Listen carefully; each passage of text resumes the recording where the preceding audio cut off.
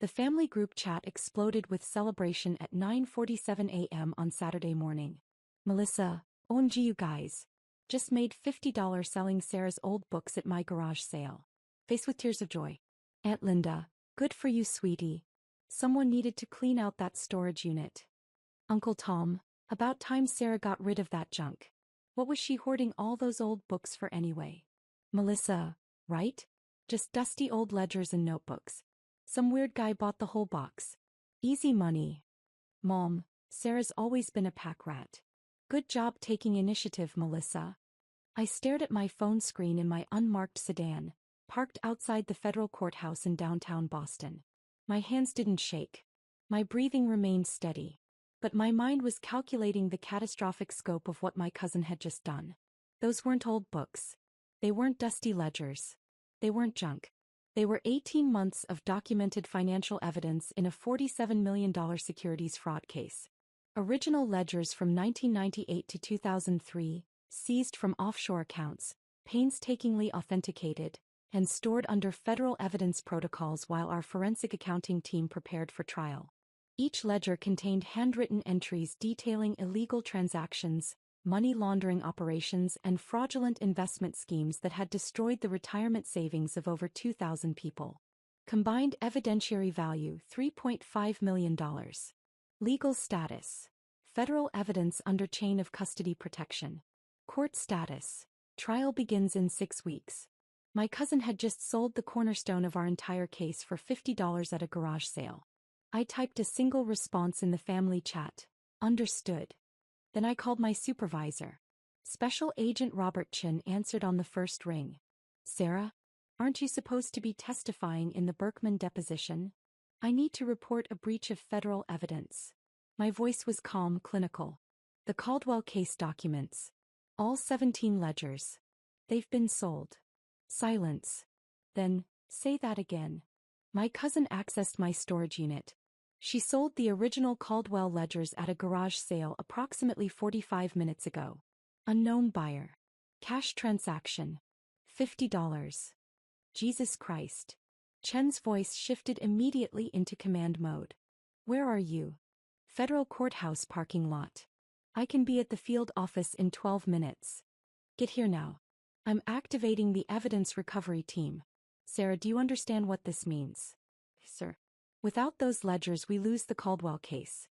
$47 million in stolen retirement funds, and the defendants walk. And your cousin? Federal theft. Evidence tampering. Obstruction of justice. I paused. Possible accomplice charges if we can't prove it was accidental. Family. Sir. My cousin Melissa. She had emergency access to my storage unit. She was explicitly instructed never to touch the northeast corner, where the evidence was stored in locked, sealed containers marked federal property. Another pause. She sold federal evidence marked as federal property? Yes, sir. Get here. Now. I pulled out of the parking lot, leaving my testimony for the Berkman deposition. My phone continued buzzing with family messages. More congratulations for Melissa, more jokes about my hoarding problem, more suggestions that I should live in the present instead of the past. They only knew. I'd been with the FBI's Financial Crimes Division for 9 years, specializing in complex securities fraud and white-collar crime. The Caldwell case was my masterpiece. A sprawling investigation into a Ponzi scheme that had operated for over 15 years, stealing from teachers, firefighters, nurses, and postal workers who'd trusted a charismatic investment advisor named Marcus Caldwell with their life savings. Caldwell had been brilliant. He'd maintained 2 sets of books, digital records that showed legitimate investments and handwritten ledgers that tracked the actual flow of money. When investors wanted statements, they got the digital fiction. When Caldwell needed to remember who he'd actually stolen from, he consulted his handwritten truth. We'd seized those ledgers from a Cayman Islands bank vault after 18 months of international cooperation. They were smoking gun evidence. Caldwell's own handwriting documenting every fraudulent transaction, every stolen dollar, every lie he'd told. Our forensic accountants had spent a year analyzing them, matching entries to bank records, building an unbreakable case. And my cousin had sold them to some weird guy for $50. The FBI field office in Boston was controlled chaos when I arrived. Chin met me at the security checkpoint, his normally composed expression tight with stress. Conference Room 7. Evidence recovery team is assembling. USA Morrison is flying in from New York. The prosecutor's coming here? Sarah, this is the biggest case in the district right now. If we lose these ledgers, we lose everything. Morrison is losing his mind. I followed Chin through the building, past colleagues who looked up with sympathy or curiosity. Everyone in financial crimes knew the Caldwell case. Everyone understood what those ledgers meant. Conference Room 7 was packed. Evidence recovery specialists, forensic accountants, cybercrimes analysts, and field agents, all assembled to find 17 handwritten ledgers sold at a garage sale in suburban Massachusetts. Chin gestured for me to sit at the head of the table. Walk us through everything. Start with the storage unit. I took a breath. I rent a climate-controlled storage unit in Lexington. It's registered under my name, secured with a keypad lock and surveillance cameras. I keep work materials there that don't require vault-level security but need preservation. Documents in authentication, evidence pending digitization, research materials. Who has access? Myself and 2 emergency contacts, my mother and my cousin Melissa. Both have the keypad code. Both signed access agreements acknowledging they would only enter in genuine emergencies and would never touch marked federal materials. The ledgers were marked? Stored in 3 locked evidence containers, each labeled federal property. Do not touch, FBI evidence. The containers were in the northeast corner of the unit, separate from my personal storage items. One of the evidence recovery specialists, Agent Patricia Gomez, leaned forward. She would have had to physically move these containers, break the locks, and remove the ledgers. This wasn't accidental. Melissa doesn't read labels, I said quietly. She acts first and asks questions never. She's impulsive, entitled, and convinced she knows better than everyone else. Chin pulled up the family group chat on the conference room screen. The messages glowed in damning clarity.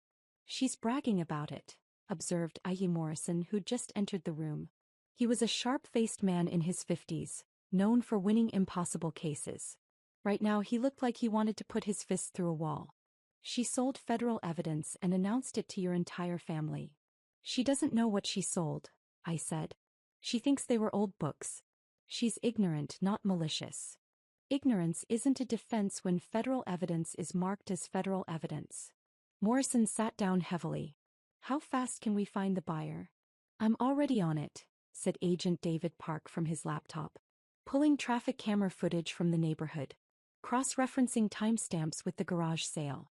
If the buyer used a credit card for anything else in the area, we'll find them. The sale was cash, I said. I know. But people use cards for gas, coffee, groceries. We'll track vehicle patterns and credit card usage in the vicinity. We'll find them. Morrison turned to me. Your cousin. What's her situation? Married, 2 kids, works part-time as a dental hygienist. Lives in Lexington, 3 miles from the storage facility. He's competitive with me, always has been. When we were kids, she had to win every game, have every achievement recognized, be the center of attention. And now she resents that I have a career she doesn't understand. She tells people I'm a glorified accountant. She makes jokes about government work being easy money. She's convinced I waste my time with boring paperwork while she lives a real life. Does she know you're FBI? Yes. She doesn't care. Or doesn't understand what it means. Chen's phone buzzed. He glanced at it and his expression darkened. We've got a problem. Security footage from the storage facility shows Melissa entering yesterday at 4:17 p.m. She was inside for 43 minutes. She removed 6 boxes. 6. I felt cold. The ledgers were in 3 containers. What else was there? I tried to remember. Case files. Authentication documents. Chain of custody records. Expert witness statements. All Caldwell case materials. Morrison made a strangled sound. She took the entire evidence archive? It looks that way. What did she sell? I don't know. She only mentioned books in the chat. Park looked up from his laptop. I've got her garage sale listing. Posted on Facebook Marketplace Thursday evening. Quote, huge garage sale. Furniture, clothes, kitchen items, books, and more. Saturday 8 a.m. to 2 p.m. Books, Chin repeated. Plural. She advertised your evidence as garage sale inventory. For the next 3 hours the team worked with brutal efficiency. Traffic cameras captured 17 vehicles arriving at Melissa's garage sale between 8 a.m. and 10 a.m. License plate recognition identified owners. Background checks revealed employment, addresses, phone numbers. The weird guy who bought the books was identified at 1:47 p.m. Leonard Sutherland, age 68, retired accountant, resident of Arlington. He drove a 2015 Honda Civic. He'd purchased gas at a nearby station at 10:23 a.m., paying with a Visa card. Got him, Park announced. Running his background now. No criminal record. Married 2 adult children. Registered Democrat. Clean credit. Volunteers at the Arlington Public Library. Accountant, Morrison said slowly. Retired accountant. He bought financial ledgers. Everyone in the room understood the implication. A retired accountant would recognize valuable documents. He might know exactly what he'd purchased. Chin stood. We move now. Evidence recovery team, you with me? So you're coming too. We need you to identify the ledgers and verify their authenticity. Am I under investigation? I asked quietly. Not yet. But your cousin is. The moment we secure the evidence, I'm bringing her in. 4 FBI vehicles converged on Leonard Sutherland's modest Cape Cod home in Arlington at 2:34 p.m. Chin knocked on the door while the rest of us waited in tactical positions. If Sutherland ran, if he'd already sold the ledgers, if they'd been destroyed. The door opened. Leonard Sutherland stood there in gardening clothes, dirt on his knees, holding a trowel. He looked at Chen's FBI credentials with confusion rather than fear. Can I help you? Mr. Sutherland, I'm Special Agent Chin, FBI Financial Crimes Division. We have reason to believe you purchased federal evidence at a garage sale this morning. May we come in? Sutherland's expression shifted from confusion to alarm. Federal evidence? The books. Sir. The books. Oh my God. Sutherland stepped back, letting us enter.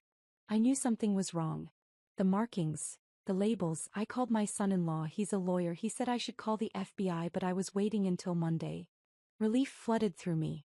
He hadn't sold them. He hadn't destroyed them. He'd recognized what they were. Where are the books now, Mr. Sutherland?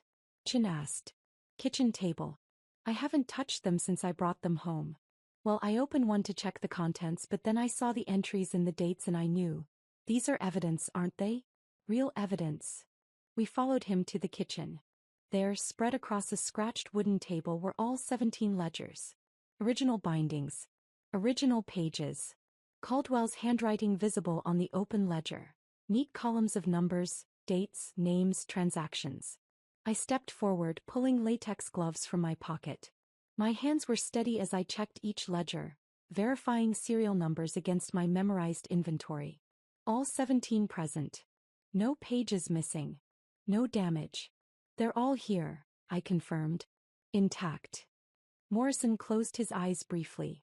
Mr. Sutherland, you may have just saved a $47 million fraud case. We're going to need a full statement from you. Of course. Anything. Sutherland looked genuinely distressed. The woman at the garage sale, she said they were old accounting books from her cousin's storage unit. She seemed irritated by them.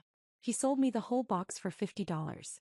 I thought I was getting vintage ledgers for my collection. I used to collect antique accounting materials. But when I opened them and saw the entries, the dates, the detail...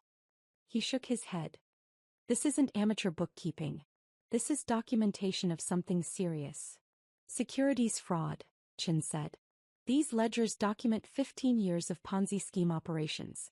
They're the cornerstone evidence in a federal trial beginning in 6 weeks. Sutherland sat down slowly. And that woman sold them at a garage sale. That woman, I said quietly, is my cousin. She had access to my storage unit. She was instructed never to touch federal materials. She ignored those instructions. Is she going to be arrested? Chin and Morrison exchanged glances. Morrison spoke. Mr. Sutherland, what we're about to tell you is confidential. The woman who sold you these ledgers, Melissa Chin Harrison, is being charged with federal evidence theft, obstruction of justice, and evidence tampering. Those are felony charges. She could face up to 20 years in federal prison. I felt nothing. No shock, no horror, no satisfaction. Just cold inevitability. The evidence recovery team photographed everything, documenting the ledger's condition and location. Sutherland gave a detailed statement about the purchase, the price, his initial concerns, and his plan to contact authorities. He was cooperative, helpful, and clearly distressed about his accidental role in evidence mishandling. "Am I in trouble?" he asked. "No, sir," Chin assured him. "You acted appropriately. You recognized something was wrong and planned to report it. You preserved the evidence. You didn't damage or attempt to sell it. You're a witness, not a suspect." By 5 p.m., all 17 ledgers were secured in evidence transport containers and en route to the FBI evidence vault.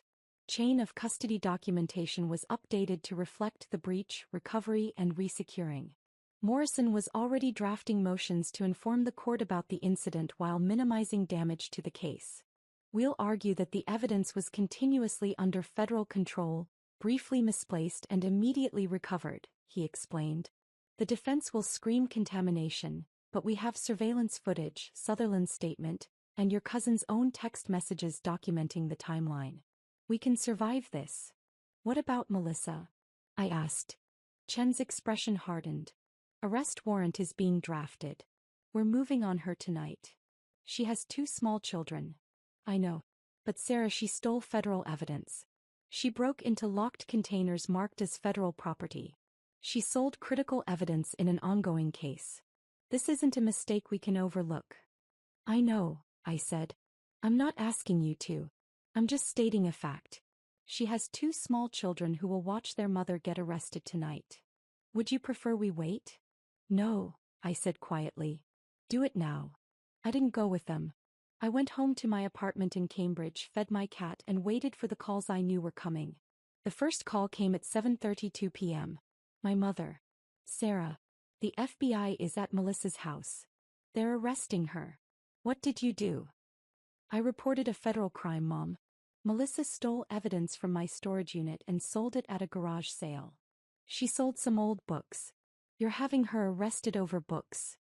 "Those books were evidence in a $47 million fraud case. They're worth $3.5 million. They were marked as federal property. She broke into locked containers and sold them. She was trying to help. Your storage unit was a mess. She was explicitly told never to touch the northeast corner. Those instructions were in writing. She signed an access agreement. So what? She made a mistake. She committed a federal crime, Mom. Multiple federal crimes." My mother's voice cracked. "She's your cousin, Sarah. Your family. And you're letting the FBI arrest her in front of her children." "I didn't let anything happen. Melissa chose to commit a crime. These are the consequences of that choice. You could stop this." "No, Mom. I couldn't. Even if I wanted to." She hung up on me. Aunt Linda called next. Uncle Tom after that. Then Melissa's husband Brandon begging me to fix this, to tell them it was a misunderstanding, to remember we're family. I told each of them the same thing. Melissa committed federal crimes. The evidence was clearly marked. She had explicit instructions. There were consequences. None of them wanted to hear it.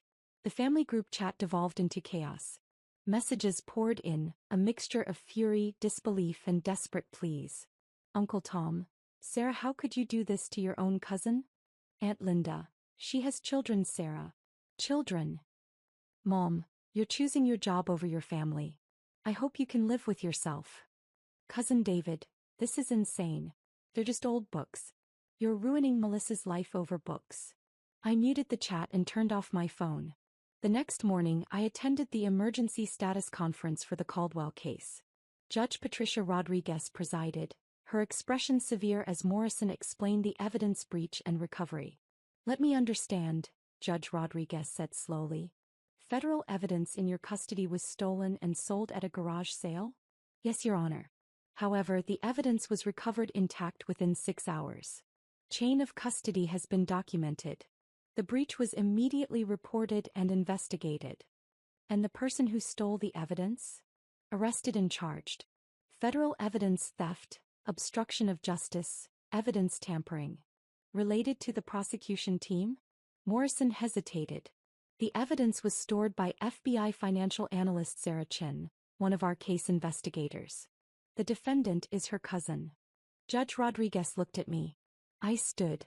Miss Chin, you reported your own cousin for stealing your evidence? Yes, Your Honor. The moment I learned what she'd done, I contacted my supervisor. The evidence recovery team was mobilized immediately. And you're still on the case? Yes, Your Honor.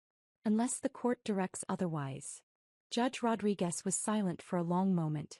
Then, the court appreciates the prosecution's immediate response to this incident. Chain of custody concerns are noted but do not appear to compromise the evidence's integrity. Defense will have opportunity to examine the breach during trial. He turned to me. Miss Chin, your commitment to evidence preservation is noted. You did the right thing even when it cost you personally. Thank you, Your Honor. The defense attorneys weren't pleased, but they couldn't argue with the facts. The ledgers had been stolen, yes, but they'd been recovered intact with complete documentation of every step. Our case was damaged but not destroyed. Melissa's arraignment was scheduled for the following Monday. I didn't attend. Instead, I read the transcript later. Melissa Chin Harrison, charged with theft of federal evidence, value over $1 million, obstruction of justice and evidence tampering. Bail set at $100,000. She couldn't make it. She was remanded to federal custody pending trial. My phone exploded with messages again. Family members demanding I post bail, demanding I drop charges, demanding I fix this. I responded to none of them. 3 days later, Jessica, my younger sister, the one family member who'd stayed neutral, called me. Sarah. Hey Jess. I need you to understand something. Mom's not speaking to you. Dad's not speaking to you. Aunt Linda is telling everyone you're a monster. Half the family has blocked your number. I know. Melissa's kids are staying with Linda.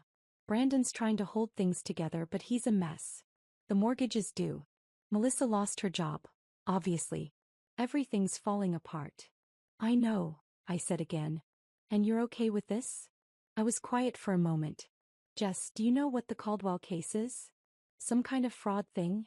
Marcus Caldwell stole $47 million from over 2,000 people. Teachers, firefighters, nurses, postal workers, people who saved their entire lives for retirement. He stole everything. Some of his victims lost their homes. Some couldn't afford medical care. 3 people committed suicide when they realized their life savings were gone. Silence. The ledgers Melissa sold? I continued. Those are the only physical evidence of what Caldwell did. Without them, he walks free. He keeps the money. His victims get nothing. He serves no time.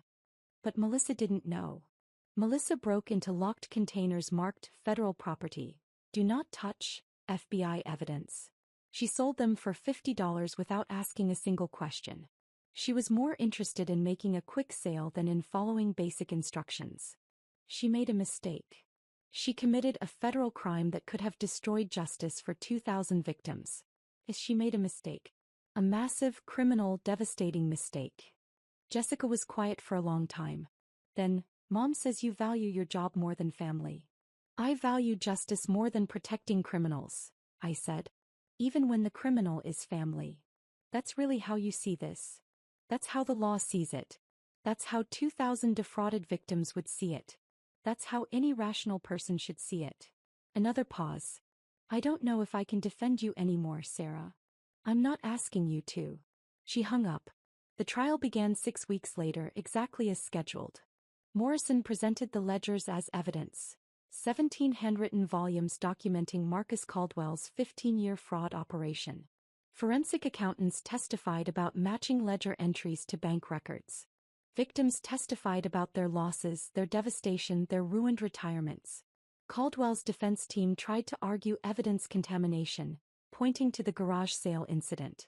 Morrison demolished the argument with Sutherland's testimony, surveillance footage, and complete chain of custody documentation. The jury deliberated for 3 days. Guilty on all counts.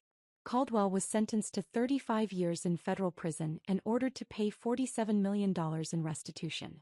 The victims, most of them elderly, many of them struggling, would finally get some portion of their stolen savings back. I sat in the courtroom gallery and watched as several victims hugged Morrison, thanking him through tears. An elderly woman named Dorothy Martinez approached me afterward. "You're the FBI analyst," she said. "The one who protected the evidence." "Yes, ma'am. I heard what happened. I heard you had to arrest your own cousin to keep those books safe." I nodded. Dorothy took my hand in both of hers. Her skin was paper-thin, her grip surprisingly strong. "My husband and I lost everything. He died before we could get any money back. He died thinking we'd be homeless, thinking he'd failed me." Tears streamed down her face. "You gave us justice. You protected those books when it cost you everything. Thank you."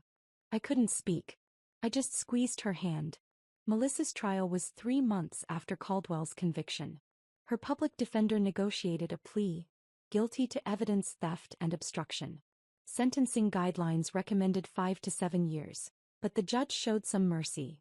Melissa had no prior record, had 2 young children, and had cooperated after arrest. 3 years in federal prison. 2 years supervised release. $250,000 in restitution to the government for investigation and recovery costs. Permanent ban from federal employment. I didn't attend the sentencing. I read the transcript later, noting that Melissa had sobbed through her allocution, insisting she hadn't understood what she was doing, hadn't meant to cause harm, hadn't realized the books were important. Judge Rodriguez had been unmoved. "Ms. Harrison, the evidence was clearly labeled. You were explicitly instructed not to touch it. You broke into locked containers. You sold federal property for personal profit. Your ignorance is willful, not innocent. This court will not excuse federal crimes because you couldn't be bothered to read warning labels." My family splintered after that. My mother stopped speaking to me entirely. My father sent one email: "I hope your career was worth losing your family." Aunt Linda wrote me out of her will and made sure everyone knew about it. Jessica was the only one who eventually came around. She showed up at my apartment 8 months after Melissa's sentencing, looking exhausted. "Can I come in?" I let her inside. We sat in uncomfortable silence for a few minutes. "I've been reading about the Caldwell case," Jessica said finally. "All of it. The victims, the investigation, the trial. I read victim impact statements. Sarah, those people." "I know. Melissa could have destroyed everything." "Yes. And you saved it. You protected evidence that gave 2,000 people justice." "I did my job." "No." Jessica looked at me directly. "You sacrificed your entire family to do the right thing. That's not just a job. That's..." She trailed off. "I'm sorry. I'm sorry I didn't understand. I'm sorry I chose Melissa over you. I'm sorry for all of it." I felt something crack in my chest, something that had been frozen for months. "Thank you. Mom's never going to forgive you. Neither is Linda. They've convinced themselves you're the villain." "I know. But I needed you to know that I understand now. What you did was right. It was awful and hard and it cost you everything, but it was right." We talked for 3 hours that night. Really talked for the first time in years. When Jessica left, she hugged me tightly. "You're a better person than I am, Sarah. I don't know if I could have done what you did." "I hope you never have to find out," I said. 2 years after Melissa's conviction, I attended a victim compensation hearing for the Caldwell case. The recovered assets had been liquidated, and restitution was being distributed to victims. People who'd lost everything were finally getting some portion of their savings back. Not all of it, never all of it, but enough to survive, to pay medical bills, to avoid homelessness. Dorothy Martinez was there. She was frailier now, using a walker, but her eyes lit up when she saw me. "Agent Chin." "Just Sarah," I said. "I'm not an agent." "You are to me." She smiled. "I got my check last week. $127,000. It's not everything we lost, but it's enough. It's enough to keep my home, to pay for my medications, to live with dignity." Her eyes filled with tears. "Because of you. Because you protected those books. I just did my job." "You did more than your job. You sacrificed your family for us. For 2,000 strangers you'd never met." He squeezed my hand. "That matters, Sarah. It matters more than you know." I stayed at the hearing for hours, watching as victims received their compensation checks, listening to their stories of relief and gratitude. These were the people Melissa had almost robbed of justice. These were the lives that hung in the balance when she sold those ledgers for $50. And I knew, despite everything it had cost me, despite the family I'd lost, despite the loneliness and the judgment and the isolation, I'd made the right choice. Some bridges burn. Some families break. Some prices are too high to measure. But 2,000 people got justice. Dorothy Martinez kept her home. Marcus Caldwell went to prison for 35 years. It was enough. It had to be enough. 3 years after Melissa's conviction, I received a letter. Prison mail, carefully screened, bearing Melissa's handwriting. Sarah, I'm writing this because my therapist says I need to take accountability. I'm not good at that. You know I'm not. I was jealous of you. Always. You were smarter, more accomplished, more respected. I told myself you were boring, that your job was meaningless, that your life was empty. It made me feel better about my own failures. When I saw those books in your storage unit, I didn't see evidence. I didn't see someone's hard work. I saw an opportunity to prove you were just a hoarder, just a pack rat, just someone who needed me to fix their mess. I was wrong. About everything. I've spent 3 years in here thinking about the people I hurt. Not just you, though I hurt you terribly, but those victims. The people whose justice I almost destroyed because I was too selfish and stupid to read a label. I don't expect forgiveness. I don't deserve it. But I want you to know I understand now what I did. I understand what you sacrificed to protect those books. I understand that you're a better person than I'll ever be. I'm sorry, Sarah. For everything. Melissa. I read the letter 3 times. Then I filed it away in my desk drawer, next to Dorothy Martinez's thank you card and the trial transcript where Judge Rodriguez called me a model of professional integrity and personal courage. I never responded to Melissa's letter. Some apologies arrived too late. Some damage can't be repaired. But I kept the letter. Because somewhere in its awkward, painful sentences was the acknowledgement I'd never gotten from anyone else in my family. I'd done the right thing. And in the end, that recognition, from the person who'd suffered the consequences, meant more than any family approval ever could. Marcus Caldwell is in federal prison. 2,000 victims received compensation. Dorothy Martinez kept her home. Melissa is serving her sentence. My family is fractured beyond repair. I spend holidays alone. But 17 ledgers sit in federal evidence archives, preserved for history, testament to justice served and sacrifices made. It was worth it. It will always be worth it.